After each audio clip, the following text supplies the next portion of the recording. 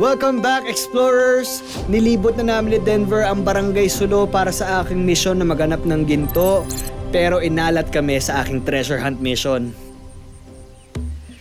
Grabe, ang dami na namin napuntahan ni Denver para sa mission to ko na maghanap ng ginto. Kaso, hirap eh.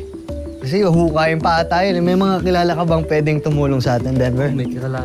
Sa aming paghahanap ni Denver, nakita namin ang kasama niyang windsurfers, si Andre Togade, silver medalist sa SEA Games 2025. Si Renz Angelo Amboy, na silver medalist din sa SEA Games 2025. At si Alfiona Gonzalez na nakasungkit naman ng gold sa Langkawi Regatta Perdana. Ang aastig ng mga kaibigan ko ngayon, lahat champion sa windsurfing. Mga members din sila ng Philippine Windsurfing Team. Halos kasabayan din ni Denver na natuto ng sport at kasama niya sa mga competitions dito sa Pilipinas at abroad. Nagsimula po ako mag-windsurf sa 9 years old. Grabe ang bata. Tapos hanggang ngayon, hindi pa ikaw nagsasahod? Hindi pa rin po. Nagsimula po akong mag-windsurf is 9 years old. 9 din. Hanggang ngayon po, 20 years old na po ako, tuloy-tuloy pa. So 11 years ka na nag-windsurf. Galing ko sa math, no? Halos isang taon ng paghahanda nila kapag sasali sila sa competition para tapatan ng magagaling na atleta galing sa ibang bansa. Pero di lang to basta training sa kanila. Nagiging libangan na din po kasi namin siya. So ang magandang nadudulot po nito sa amin is parang kapag yung stress ka na po, yung lalo na po nag-i-school po kami, yung pwede po kayong, yan, windsurf lang po kami, tapos yun, nawawala po yung stress namin. Maganda po ang naitutulong ng windsurf sa amin. Kumbaga, magiging physical healthy ka, mind healthy, nakatulong din sa pamilya, sa sarili panggastos. Yun lang po. Tapos, nakarating kami ng ibang bansa ng walang expenses. Tapos, ang inaano lang talaga namin is yung pride ng Philippine flag. Oo. Kumbaga, pasan-pasan nyo ang pangalan ng Pilipinas. Ay, hello po. Mas, si Miguel. Lola. Ah, nanay. Miguel ho, Miguel. No, magandang araw po. Mano ho? Ewan ka ng Diyos. Miguel po, Miguel. Buti po, sinuportahan nyo at napakagaling na ni Denver ngayon. Una siyang pumasok sa ganyan, nasa abroad ako, nasa ibang bansa. Ah, talaga po? Ang papa niya nag-push na dahil nga pandemic noon, pinush ng kanyang papa na pumasok sa ganyang sports. Okay. Yun, masaya ako dahil na nabalitaan ko na may marunong siyang mag-windsurfing.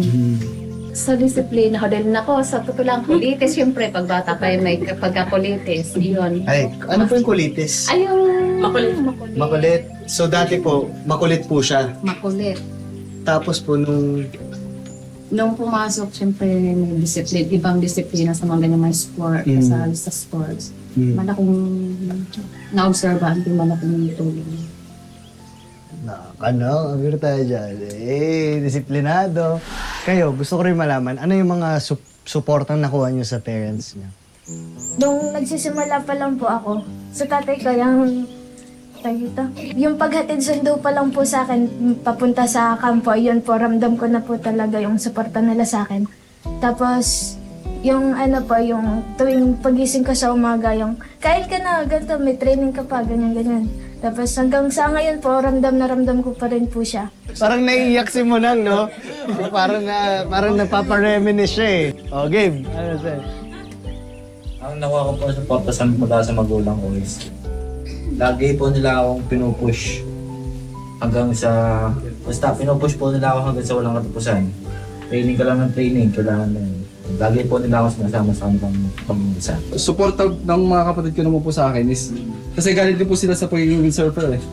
So lahat po din ng kanilang mga natutunan, binibigay din po sila sa akin. Kumbaga sa madaling salita, yung sa mga atletang kagaya nyo, sobrang laking bagay ng suporta galing sa mga mahal natin sa buhay. Malaki man yan or maliit, basta nanggaling sa kanila, parang nagbo-boost ng confidence natin, nagbo-boost ng lakas natin. Saludo ako sa inyo.